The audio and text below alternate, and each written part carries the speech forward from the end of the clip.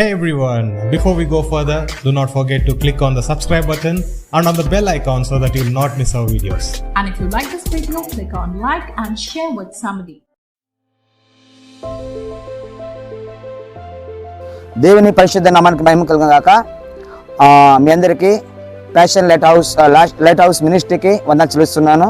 మళ్ళీ passion light house Manipal ఈ యొక్క మినిస్ట్రీ ద్వారా మమ్మల్ని ఈ యొక్క యూట్యూబ్ ద్వారా పరిచయం చేస్తున్న పాస్టర్ వికాస్ గారికి వందనాలు చెల్లిస్తున్నాను. అదేవిధంగా విజయ్ కుమార్ అంకుల్ గారికి వందనాలు చెల్లిస్తున్నాను.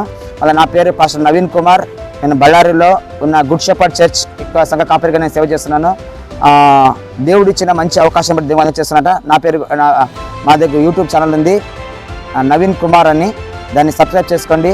ఈ యొక్క వాక్యము 2 ఛానల్లో రాబోతుంది, ప్యాషన్ లైట్ మినిస్ట్రీస్లో, మరి గుడ్ షెపర్డ్ నవీన్ సంగన్కల్ అనే ఒక యూట్యూబ్ ఛానల్లో వస్తుంది. సబ్స్క్రైబ్ చేసుకోవాలని మేము కోరుకుంటున్నాం. దేవుడు దీవించును గాక. దేవుని పరిశుద్ధ నామానికి మహిమ కలుగును గాక. ఈ యొక్క సాయంకాల సమయం మందు దేవుని సన్నిధిలో మనం ఉడిపి ప్రాంతంలో ఉన్న మల్పే బీచ్లో ఉన్నాము. ఈ సమయం మందు దేవుడు మన ద్వారా మనతో దాని వాక్యంతో మాట్లాడడం గాక. ఈ సమయం దేని వాక్యం నుంచి ఆదికాండము 17వ అధ్యాయము 1వ వచనం చదువుకుందామంట. దీని వాక్యం అంటుంది, అబ్రాహాము 99 సంవత్సరాలు అయినప్పుడు యెహోవా వాక్కు ఆయనకి కలిగెను. నేను సర్వశక్తుడైన దేవుడు గనక నాతో నడుచుకున్నప్పుడు దోషం లేని నడుచుకొని వాక్యం అంటుంది. దేవుడు అబ్రహాంతో మాట్లాడుతున్నాడు. అబ్రహామును దీవించక ముందు, అబ్రహామును ఆశీర్వదించక ముందు, అబ్రహామును అభివృద్ధి పరచక ముందు దేవుడు మాట్లాడుతున్నాడు. ఏ విధంగా అంటే గర్భఫలము ద్వారా దేవుడు అబ్రహాముని దీవించాలని ఆశపడుతున్నాడు.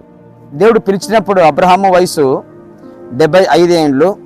కానీ దేవుడు అక్కడ పిలిచిన తర్వాత దేవుడు నిదానంగా ఒక్కొక్క విషయం దేవుడు ఆశీర్వదించుకుంటూ వచ్చినాడు అబ్రహాంని. చూస్తే కన్నా మొదట తన జీవితంలో అబ్రహాముకి కావలసిన సమస్తాన్ని దేవుడు దీవించాడు. సమస్తం అంటే కన్నా ఉండడానికి ఇల్లు, మంచి వాతావరణము, సమస్తాన్ని దీవించినాడు. తర్వాత చూస్తే కన్నా లోటు మరియు అబ్రహాము ఇద్దరు వాళ్ళు వేరుగా వేరుపాటు అయిన తర్వాత దేవుడు అబ్రహాంతో మాట్లాడుతున్న మాటలు ఇవి. అబ్రహాం చెప్తున్నాడు, నాతో నడుచుకునేటప్పుడు నువ్వు దోషము లేనివి నడుచుకో. దేవుడు దీవించాలంటే గిన మన జీవితంలో దోషాలు ఉండకూడదు. ఏ దోషమైతే మనలో ఉంటుందో ఆ దోషము మన నుంచి కొన్నిసార్లు దేవుని నుంచి మనల్ని దూరం చేస్తుంది. దేవుని ఆశీర్వాదం మనం అనుభవించలేము. దేవుని ఆశీర్వాదం అనుభవించాలంటే గిన మనలో దోషాన్ని తీసేసేయాల. ఆ దోషాన్ని తీసివేసి దేవుని సన్నిధిలో యథార్థముగా, దేవుని సన్నిధిలో నమ్మకంగా నడుచుకోవాలా. సారా జీవితంలో అపనమ్మకం ఉన్నది, సారా జీవితంలో అవిశ్వాసం ఉన్నది, కానీ అబ్రహాం జీవితంలో అబద్ధం ఉన్నది. 2 విషయాలు భార్యాభర్త ఇద్దరి మధ్యలో. కొన్నిసార్లు సారా దేవుని నమ్మలేదు, కానీ ఇబ్రీ రాసిన పత్రికల్లో 11వ వచనం ఉంటుంది, ఆమె నమ్మవలసిన వాని నమ్మింది అని. ఇబ్రీ రాసిన పత్రిక 11వ వచనం, నమ్మదగిన వాని నమ్మి తిని అని, నమ్ముకోవాల్సిన వాడిని నమ్మి తిని అని. ఎవరైతే నమ్మాల్సిండో ఆయన నేను నమ్మి తిని. ఎప్పుడైతే మనము విశ్వాసంలో కూడా మనకు అవిశ్వాసం కూడా ఒక బలహీనత. మనకి అవిశ్వాసం కూడా దేవుడు మాట్లాడుతున్నప్పుడు కొన్నిసార్లు అవిశ్వాసం వస్తుంది. నాకు ఈ రోగం బాగా అవుతుందా, నాకు ఈ అద్భుతం జరుగుతుందా, నాకు ఈ యొక్క క్రియ జరుగుతుందా అని. ఎందుకు జరుగుతుందంటే కన్నా కొన్నిసార్లు అవిశ్వాసం. ఆ అవిశ్వాసం ద్వారానే మనలో దేవుని క్రియలు జరగవు. అందుకే దేవుడు అంటాడు, నీలో ఉన్న ఒక దోషాన్ని తీసివేసి యథార్థం నేను సర్వశక్తిమంతుడను. ఎల్షడాయ్, సర్వశక్తుడు అంటే కన్నా ఎల్షడాయ్ అనగా సమస్తాన్ని చూసే దేవుడు. నీ దేవుడు చూసేవాడు, నీ దేవుడు నిన్ను గమనించేవాడు, నీ దేవుడు నీకు అద్భుతం చేసేవాడు అన్నాడు. అందుకొరకని ఈ ఉదయకాల సమయం మందు దేవుని సన్నిధిలో ఉండగా సారా ఏ విధంగా అయితే అవిశ్వాసం పెట్టిందో ఆ విధంగా అవిశ్వాసం పెట్టకుండా విశ్వాసము పెట్టి దేవుడు ఏమైతే వాగ్దానం చేస్తున్నాడో ఈ 2024 సంవత్సరంలో నీ జీవితంలో దేనైతే వాగ్దానం చేస్తున్నాడో ఆ వాగ్దానం పొందుకోవాలంటే కన్నా నీలో ఒకటి ఉండాలా, విశ్వాసం ఉండాలా. రెండోదిగా అబ్రహాము జీవితంలో మనం అక్కడ చూస్తే కన్నా అబ్రహాము జీవితంలో ఒక దోషం మనకు కనబడుతుంది. ఏమిటంటే కన్నా అబ్రహాము తన ఒక భార్యని తన చెల్లెలని చెప్పుకుంటా అండ. ఎందుకంటే కన్నా ప్రాణభయం అబ్రహాంకు ఉన్నది కాబట్టి, ప్రాణభయం ఉన్నది. వాక్యం చూస్తే కన్నా ఎక్కడ వాళ్ళు చంపేస్తారో అని చెప్పని అబ్రహాము భయపడతాండ. దాని నిమిత్తమే అబ్రహాము చాలాసార్లు చెప్పినట్టుగా ఈమె నా యొక్క చెల్లెలు అని చెప్పుకుంటాండ. ఒక దగ్గర చూస్తాము, ఒక రాజు కూడా అంటాడు, అంటే ఎందుకంటే అబద్ధం చెప్తే అంటే కన్నా నా భార్య నిమిత్తం నేను అబద్ధం చెప్తేనే, అయితే అయినా కూడా ఆమె నాకు చెల్లెలు అని చెప్పుకొని అంటాడు. ఎందుకంటే కన్నా ఆ ఒక సమస్య ద్వారానే, ఆ ఒక బలహీనత ద్వారానే దేవుని యొక్క సంపూర్తి ఆశీర్వాదము అబ్రహాం అనుభవించలేదు. ఆ యొక్క సంపూర్ణ దేవుని యొక్క ఆశీర్వాదం అబ్రహాం అనుభవించలేకపోతుండే. అందుకొరకనే ఈ ఉదయకాల సమయం మందు దేవుని సన్నిధానం ఉండగా అబ్రహాము ఆశీర్వాదానికి రావాలని ఆశపడుతున్నట్లు తగిన వాక్యం అంటుంది, దోషము లేని కానీ నడుచుకో. ఏ దోషం అయితే నీలో ఉందో దాన్ని తీసివేసే అని దేవుడు అంటాడు. ఏ దోషం నీలో ఉందో దాన్ని తీసివేసేయి. చూడండి, ఇక్కడ అబ్రహాము ఏమంటాడు కన్నా, ప్రభా నాలో ఏ దోషం ఉంది, ఏ సమస్య ఉంది అని అబ్రహాము మాట్లాడుతున్నాడు దేవునితో. కానీ వాళ్ళలో ఉన్న దోషం అంటారు కన్నా, వాడు ఒక అబద్ధికుడు.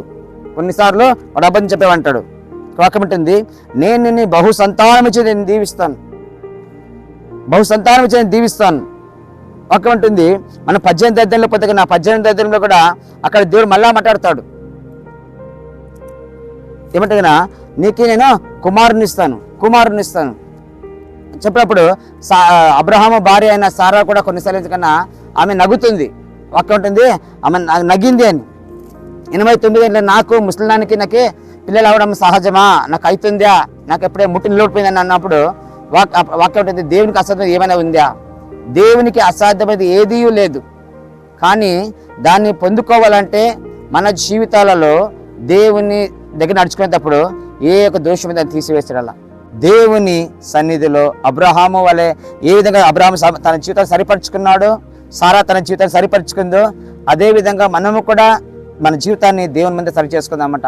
సరి చేసుకున్నప్పుడే దేవుని వాగ్దానం నెరవేరడానికే సాధ్యమవుతుంది. ఈరోజు వాక్యం ఉంటుంది, దేవుడు అబ్రహాంకి ఇచ్చిన వాగ్దానము 25 ఏండ్లు కాయాల్సిండ కానుకన్నా 25 ఏండ్లు అబ్రహాము దేవుని సన్నిధిలో తన దోషాల్ని తీసివేయాల్సిండ. దేవుడు ఎప్పుడో ఇస్తాయన్న పిల్లల్ని, కానీ అబ్రహాం జీవితంలో కొన్ని బలహీనతలు ఉండే, ఆ బలహీనత తీసివేయాల్సిండ. తీసివేస్తున్నాడు కాబట్టే తర్వాత దేవుని యొక్క వాగ్దానము, దేవుని యొక్క ఆశీర్వాదము తన జీవితంలో నెరవేర్చడానికి అవకాశం అయింది. అందుని బట్టి నా ప్రియ సహోదర సహోదరి, ఈ యొక్క సాయంకాల సమయం మందు నా యొక్క మాటలు వింటున్న దేవుని బిడ్డలారా, మీకు చెప్తే ఏమనుకున్నా, అబ్రహాము వలె మన దోషాలు మనం తీసేసుకుందామట. 2024 సంవత్సరంలో దేవుడిచ్చిన వాగ్దానాన్ని మనము నెరవేర్చేకి మనం ముందుకు వెళ్దామంట. దేవుడు ఈ వాక్యం చేత మాట్లాడుతున్నమాట ఏమిటకన్నా, నేను దీవిస్తాను, నేను ఆశీర్వదిస్తాను. దేవుడు ఒక మాట అంటాడు ఏమిటకన్నా, ఇదిగో ఈ దినం మొదలుకొని యెహోవా నిన్ను దీవిస్తాడు. ఈ దినం యెహోవా ధరణ కలిగింది కాబట్టి ఈ దినం మొదలుకొని, ఈ క్షణం మొదలుకొని, ఈ సాయంకాల సమయం మొదలుకొని దేవుడిని దీవించబోతున్నాడు, దేవుడిని ఆశీర్వదించబోతున్నాడు. అందుకొరకనే దేవుని సన్నిధిలో ఈ యొక్క దేని వాక్యం వింటున్న నా ప్రియ సహోదర సహోదరి, దేని వాక్యాన్ని మనం గమనిస్తామంట, దేని వాక్యాన్ని మనం ఇంతవరకు విన్నాము, ఆ వాక్యాన్ని ప్రకారం మన జీవితాన్ని నడుచుకునే మనము ముందుకెళ్దామంట. దేవుడు ఈ వాక్యాన్ని దీవించిన గాక. ఆమేన్.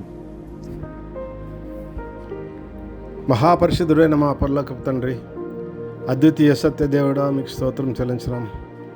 కృపా సత్య సంపూర్ణుడుగా మా మధ్యకు వచ్చిన యేసయ్యను బట్టి మీకు స్తోత్రం చెల్లించినాం. సత్య స్వరూపిగా ఆత్మదేవా, మీకు స్తోత్రం చెల్లించినాం. మీ యొక్క ఉచితమైన కృప చేత ఈ నూతనమైన సంవత్సరంలో మాకు ఇచ్చిన మరొక ఆదివారం బట్టి మీ స్తోత్రము, ఈ సమయాన్ని బట్టి మీ స్తోత్రము, మాకు ఇచ్చినటువంటి మంచి వాక్యమును బట్టి మీ స్తోత్రం చెల్లించినాం. మా మధ్యకు పాస్టర్ నవీన్ను బళ్ళారి నుండి రప్పించి మాతో కొన్ని విషయంలో మాట్లాడటానికి సహాయం చేస్తున్నారు దేవా, మీ స్తోత్రం. మరి మీ వాక్యము ద్వారా, నీ సేవకుని ద్వారా మీరు మాతో మాట్లాడినందుకే మీ స్తోత్రం చెల్లించున్నాం దేవా. విశ్వాసమును గురించి మరికొన్ని విషయాలు తెలుసుకోవడానికి కృప చూపించినారు దేవా, మీ స్తోత్రం. మేమందరమును మరి వింటున్న వారందరూ విశ్వాసములో ఎదగటానికి సహాయం చేయండి. విశ్వాసమును ద్వారా మేము ఈ సంవత్సరానికి, నూతన సంవత్సరానికి 2024 సంవత్సరానికి మీరు ఇచ్చిన వాగ్దానములన్నింటినీ స్వాధీనపరచుకోగలిగేటట్టు చేయండి ప్రభువా. మా విశ్వాసం ద్వారానే మీరు ఇచ్చిన వాగ్దానములను పొందలేకపోతున్నామని గ్రహించడానికి సహాయం చేయమని అడుగుతున్నాం. అవిశ్వాసము ద్వారా మీరు చేసిన వాగ్దానము, మీరు ఇచ్చినటువంటి మాట నెరవేర్పు విషయంలో ఏ విధంగా ఆలస్యం అవుతుందో దానికి కారణాలు మాకు తెలిపినారు దేవా, మీ స్తోత్రం చెల్లించినాం. అబ్రహామును మీరు ఆశీర్వదించినారు, మీరు వాగ్దానం చేసినారు. అయితే ఆ వాగ్దానం స్వాధీనపరచుకోవడానికి మరి కొంత ఆలస్యమైనందుకు గల కారణాలు మాకు తెలియజేసినందుకే మీకు స్తోత్రం చెల్లించినాం. మరి విన్నటువంటి ప్రతి బిడ్డను మీరు దీవించి ఆశీర్వదించండి. విశ్వాసంలో ఎదగటానికి సహాయం చేయండి, విశ్వాసంలో బలపడటానికి సహాయం చేయండి. విశ్వాసం అనేది మా జీవితంలో ఒక లైఫ్ స్టైల్గా చేసుకోవటానికి సహాయం చేయమని అడుగుతున్నాం. మరి ఈ యొక్క నూతన సంవత్సరంలో నూతన వాగ్దానములన్నింటినీ మేము స్వాధీనపరచుకొని విశ్వాసములో ద్వారా మేము వాటన్నింటిని పొందుకోవడానికి సహాయం చేయమని అడుగుతున్నాం. దేవా, ఈ యొక్క సమయంలో ప్యాషన్ లైట్ హౌస్ మినిస్ట్రీ కొరకు ప్రార్థన చేస్తున్నాం. పాస్టర్ వికాస్ వారి కుటుంబాన్ని దీవించి ఆశీర్వదించండి. అదేవిధంగా పాస్టర్ నవీన్ వారి కుటుంబాన్ని దీవించి ఆశీర్వదించండి. వారు చేస్తున్న పరిచర్యను ఆశీర్వదించండి. మరి ఈ కార్యక్రమం వింటున్న బిడ్డలందరినీ ఆశీర్వదించండి. ప్రతి ఒక్క కుటుంబమును ప్రభా ఈ నూతనమైన సంవత్సరంలో ఇదిగో నేను ఒక నూతన క్రియ మీ జీవితంలో చేయబోతున్నానని మీరు వాగ్దానం చేస్తున్నారు. ఆ యొక్క నూతనమైన క్రియ ఆశీర్వాదకరమైనటువంటి క్రియ అని మేము విశ్వసిస్తూ దానిని పొందుకోవడానికి సహాయం చేయమని అడుగుచు సమస్తమైన ఘనత మహిమ మీకే చెల్లిస్తూ యేసునామమున అడుగుచున్నాం తండ్రి, ఆమేన్. మన తండ్రి అయిన దేవుని ప్రేమయు కుమారుడైన యేసుక్రీస్తు ప్రభు కృపయు పరిశుద్ధాత్మ దేవుని యొక్క అన్యోన్య సహవాసం మనందరికీ ఇప్పుడు ఎల్లప్పుడూ సదాకాలం తోడైండును గాక. ఆమేన్. God bless you. ప్రతి మంగళవారం నుంచి శుక్రవారం వరకు మాది ప్రేయర్ టీం ఉంది. మేము మిమ్మల్ని ఆ ప్రాఫిటిక్ ప్రేయర్ టీంకి మిమ్మల్ని ఆహ్వానిస్తున్నాము. దయచేసి సబ్స్క్రైబ్ చేసుకోండి. డైలీ మార్నింగ్ 6 to 6:40 వరకు జరగబోతున్న ఈ ప్రేయర్ టైంలో జాయిన్ కావాలని మిమ్మల్ని కోరుకుంటున్నాము. దేవుడు మేము దీవించును గాక. ఆమేన్.